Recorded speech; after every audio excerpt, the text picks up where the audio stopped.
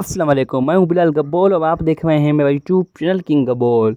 Vlog को देखने से पहले चैनल को करें सब्सक्राइब। फिर शुरू करते हैं आज का व्लॉग। कि मुझे पता चला कि हमारे शहर मीरपुर में किताबों का लग रहा है मेला।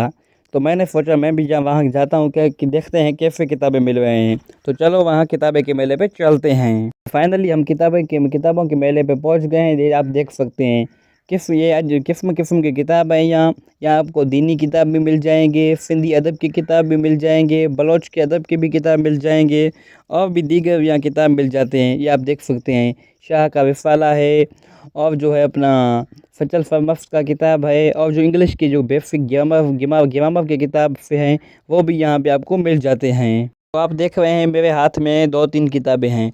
तो आप सोच रहे हैं ये मैंने कौन सी किताबें ली हैं। तो ये मैं आपको अगली व्लॉग में बताऊंगा कि मैंने कौन सी किताबें ली और कितने में मुझे किताबें वो मिली हैं। यहाँ सबसे जो कम कीमत की किताब थी वो थी 200 से किताब यहाँ से शुरू होते थे। तो फिर मिलेंगे किसी नए व्लॉग के साथ। तब तक अल्लाह हाफ़िज़। उम्मीद है आपको ये व्लॉग पसंद आया।